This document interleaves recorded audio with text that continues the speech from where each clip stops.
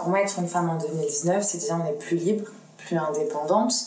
Et avec tous les événements qui se passent, j'ai l'impression que ouais, il y a un vrai girl power. Les femmes, c'est pas tout le temps division, jalousie.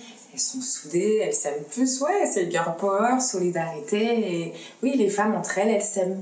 J'ai pris du temps à accepter en fait mon corps. Parce que tu sais, moi voilà, j'ai eu beaucoup de complexes. Pour moi, c'est être libre, être épanouie, autonome. Et se sentir bien dans son corps sans complexe et avoir confiance en soi. Plus jeune, j'ai beaucoup moins complexé longtemps sur mes cuisses. Mais je sais pas pourquoi, mais j'ai beaucoup longtemps. J'ai trouvé trop grosses. Parfois, j'ai regardé, alors tout le monde me disait mais non, arrête, elles sont bien. Mais après, j'ai des complexes. C'est vrai que tout est généralement dans la tête. Mais moi, mon corps, c'est en grandissant. Plus je grandis et plus j'accepte qui je suis. Je veux aimer mon corps et je veux pouvoir le montrer parce que c'est un corps et on est tous des êtres humains et il faut qu'on se kiffe en fait. J'ai pas confiance en moi. Et en fait, je trouve que ça se voit. En fait, justement. Et après, je veux pas dire que toutes les nanas qui ont un peu un style exubérant et ça veut dire qu'elles n'ont pas confiance en elles. Hein. J'imagine qu'il y a plein de meufs, c'est juste qu'elles aiment les couleurs, elles aiment les trucs, elles aiment le style funky, du coup elles vont se mettre comme ça. Personnellement, quand je me regarde, mais c'est aussi dû au fait que j'ai pas confiance en moi. Je trouve que ça pue la non-confiance. C'est genre, vas-y, alors ouais, mets ça, mets plus de couleurs, mets un truc, mets le truc violet parce qu'on sait jamais. Et en fait, c'est comme si du coup, je mettais tout ça pour être sûre que, voilà, au pire, si je suis ridicule, si je suis pas drôle, si je suis chiante, au moins, on se dira que, y a un truc stylé. À force d'avoir des gens bienveillants autour de toi qui t'entourent et qui te disent mais non, mais... Enfin, j'ai confiance en toi, tu vas trouver un truc super, ou même tes amis qui te disent mais je t'aime trop, ou ton mec qui te dit mais ouais, je trouve que ça c'est génial, en fait ça rassure et il faut arrêter de s'angoisser.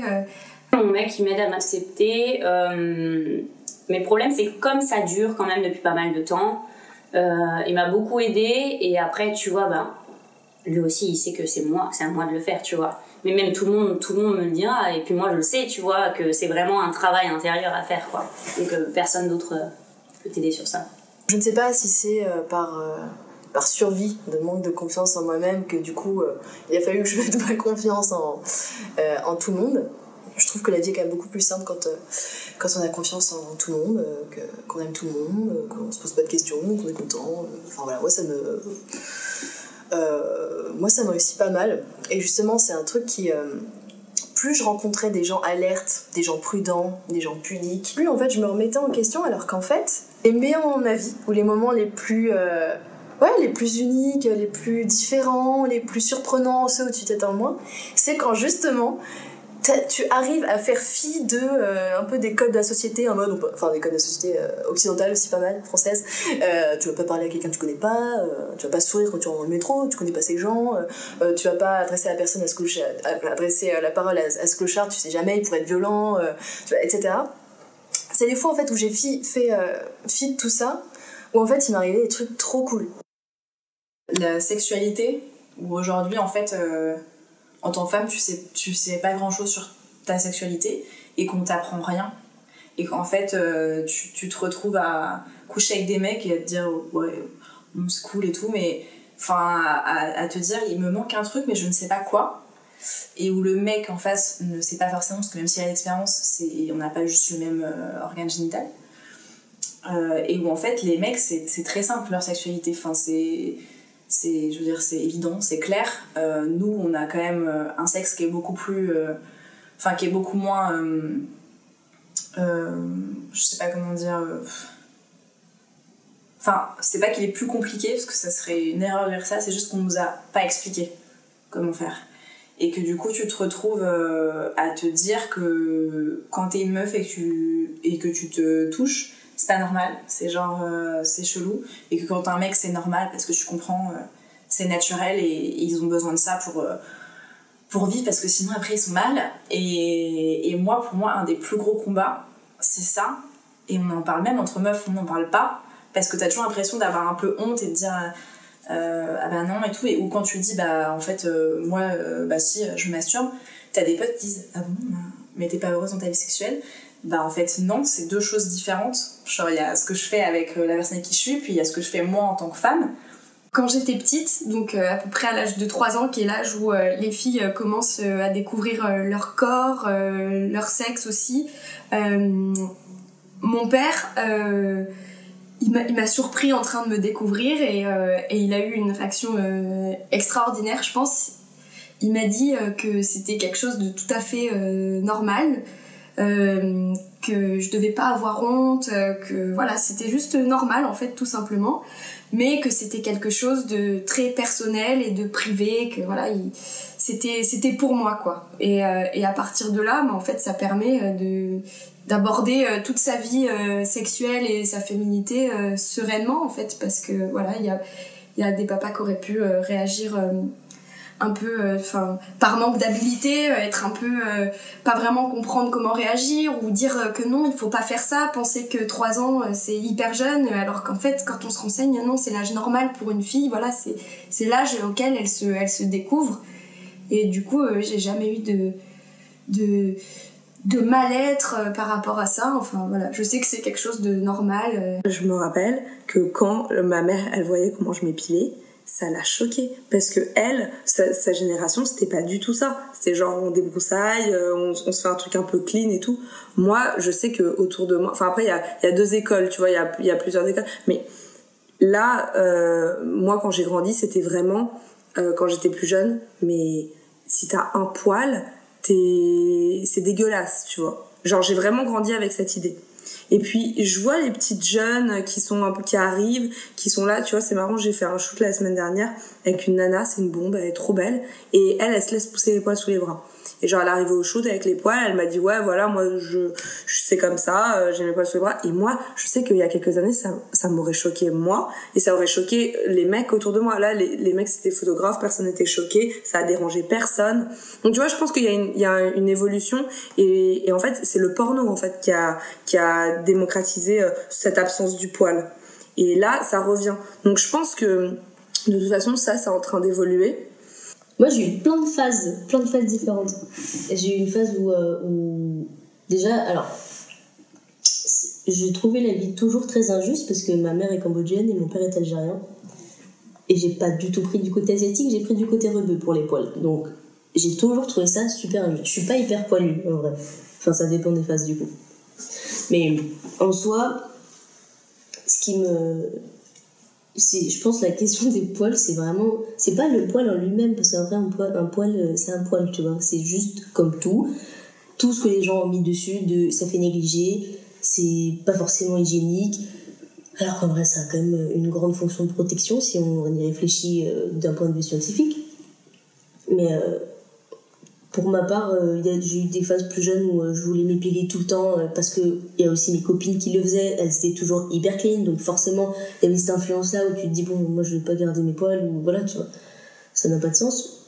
Et au fur et à mesure, je sais pas si c'est le fait d'être dans la danse, parce que je sais pas, mais il y a des moments où je laisse longtemps, très longtemps, et effectivement t'as toujours ce truc de dire ouais bon, quand même il faut que je le fasse, ça fait au moins 1 semaine et demie, au moins je sais pas combien de temps, sauf qu'en fait être clean tout le temps c'est juste pas possible, dans le sens où il y a une repousse, c'est cette partie de la vie du poil, donc à un moment tu peux pas contrer non plus la nature, mais juste aussi c'est cool d'être dans un truc un peu naturel. Effectivement, quand je suis en date et que je suis en costume, super beau costume designé par l'Opéra de Paris, etc., et que je vais pas laisser mes poils parce que ça serait limite un acte très engagé, mais voilà, c'est aussi, encore une fois, voilà, les poils, ça j'ai l'impression qu'on met beaucoup de choses dessus, en fait, comme c'est normal dans le sens où, encore une fois, il y a cet héritage où il faut qu'il y ait une grande distinction entre les hommes et les femmes, il faut que les femmes soient de cette façon-là, qu'elles soient lisses, qu'elles soient belles, qu'elles soient... Sauf que tu peux être très belle avec tes poils sur les bras, tu vois, c'est juste en changeant les croyances et les considérations, et ça va très bien. Et je pense qu'en fait, j'ai peut-être eu mon mec à l'usure, peut-être.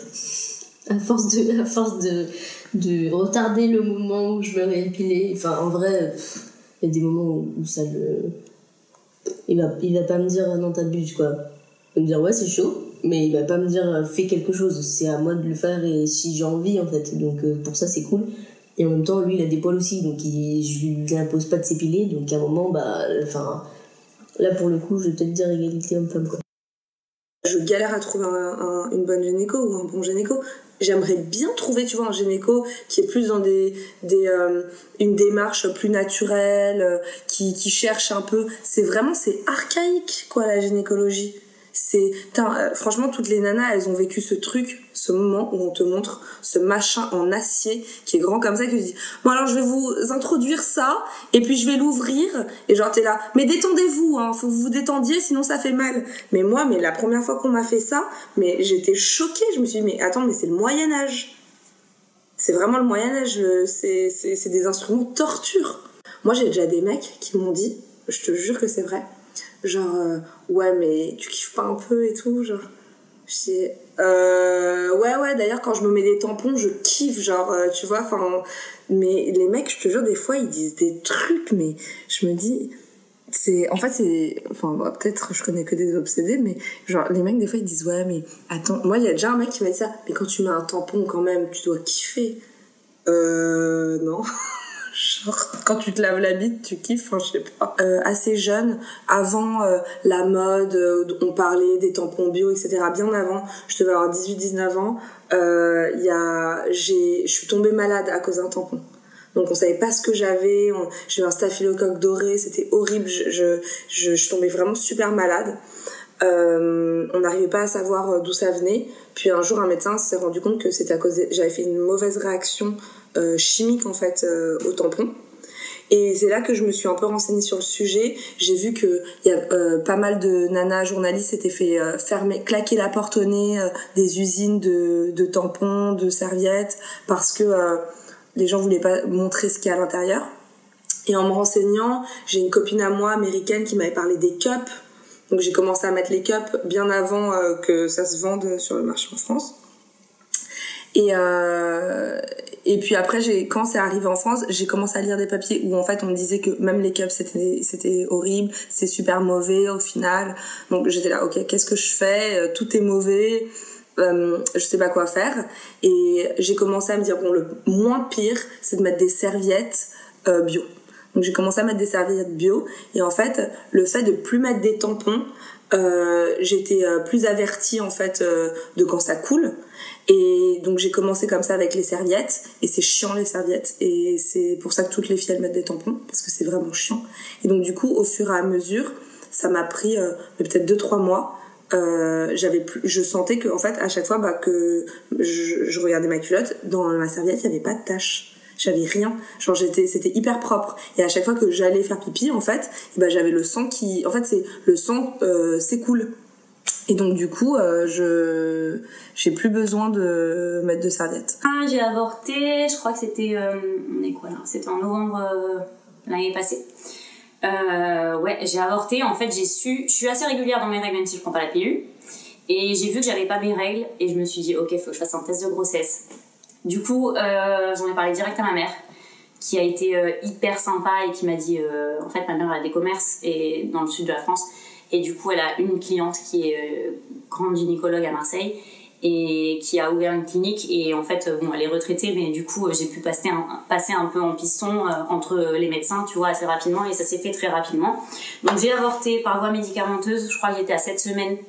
On t'explique un peu le process, on te dit le premier cachet ça arrête la grossesse, les 3 autres cachets que tu prends 2 jours après ça te crée les contractions. Donc là, ok. Mon premier cachet ça va, pas douloureux. Deuxième cachet. Donc en fait, deuxième cachet, moi je comptais le prendre et repartir travailler. Ils m'ont dit mais par contre vous pouvez pas en fait, faut que vous restiez à la clinique. Donc du coup je suis restée à la clinique, j'ai pris les cachets, et effectivement là quand le travail commence, c'est horrible. C'est horrible. Et donc là en plus tu perds beaucoup de sang, donc t'es fatiguée, tu vas aux toilettes, enfin en plus ils sont là et ils te disent juste est-ce que ça va, vous avez besoin de quelque chose, mais en fait t'as besoin de rien, t'es juste dans ton lit et t'attends que ça passe, et ça fait énormément mal, il y a un poids énorme. Et donc ça, en plus le soir en sortant je me sentais complètement vaseuse, j'ai vomi, genre ça allait pas du tout le soir. Bref, donc tout ça dure 1 mois, donc après il y a encore des douleurs, tu sens quand même qu'il y a eu un petit choc interne, tu vois. Et donc là ça passe, donc on t'explique de toute façon qu'après ce sera terminé, tu auras juste un peu quelques pertes, voilà. Donc là pendant 1 mois, et ensuite je me dis ok cool, c'est passé, je peux aller à Londres en week-end, pendant 4 jours. Donc là, je pars à Londres et en fait, c'est une journée où on avait fait énormément de musées, énormément de boutiques, on avait fait toute la ville à pied énormément, donc on avait beaucoup marché. Et je m'étais dit, comme c'était la fin, je m'étais dit, je m'habille en blanc. J'étais habillée en blanc. Et on marche. Donc je vais, je sais plus, dans les toilettes de Topshop ou je sais pas où, et je me change. J'avais quand même encore des serviettes périodiques quand même. Alors je me suis dit, je mets les serviettes périodiques si j'ai un peu des pertes et tout ça. Je me change la serviette périodique, je me lève, je sors et je crois que 5 secondes après, je commence à sentir que ça coule. Mais genre quand même abondamment, tu vois, genre pas des petites pertes quoi. Et je sens que ça coule, je me dis putain c'est trop bizarre. Du coup je m'assois sur le pouf et je regarde et j'avais un jean quand même blanc, enfin il était blanc mais je veux dire c'est un jean donc c'était quand même épais donc pour sa transfert c'était pas un truc en toile quoi. C'est pas un truc en lin ou quoi. Bref, et là je vois que je commence à avoir une goutte de sang mais qui s'élargit genre énormément. Et là je commence à me dire putain mais je me sens pas bien, je me sentais mal. Et en fait je commence à voir que ça coule sur toutes mes cuisses mais genre c'était vraiment impressionnant, genre c'était vraiment c'était une hémorragie en fait, c'était pas des règles quoi, et ça coulait sur mon jean et du coup il faisait froid mais j'avais un pull et j'avais rien pour me cacher, j'étais en blanc, du coup j'ai enlevé mon pull, j'ai mis tout autour, j'ai dit il faut qu'on rentre et il me dit mais non, et du coup mon mec il me dit mais non c'est bon ça doit être normal et tout, j'ai dit non là c'est pas normal, regarde mon jean, et j'ouvre juste ici je crois, j'étais toute rouge genre horrible, et du coup je suis rentrée dans le taxi. J'avais fait des achats donc du coup j'ai pris mes achats dans la main et j'ai mis le sac dessous pour pas que je tâche le taxi. J'ai quand même taché le taxi, j'ai quand même taché sur le sac et tout. Je rentre, je suis pas bien, je commence à aller dans la salle de bain et j'enlève tout et tout était mais imbibé. Et en fait j'avais plein de caillots qui tombaient, en fait ça s'était mal passé. Et du coup après coup j'ai appris que finalement j'avais encore plein de caillots qui étaient restés bloqués et que l'avortement s'était pas bien passé et c'était pas finalisé en fait. Donc il fallait que je reprenne les cachets pour vraiment tout faire sortir. Donc du coup j'ai dû prendre les cachets 2 fois, les cachets qui donnent les contractions. Horrible. L'avenir des femmes, je pense qu'il va être encore plus radieux et je pense que les femmes iront vachement loin. Je crois que pour nos enfants ça va vraiment aller, ça va vraiment bien se passer. Enfin je l'espère. Et dans tous les cas je pense qu'on fera tout pour que ça se passe bien.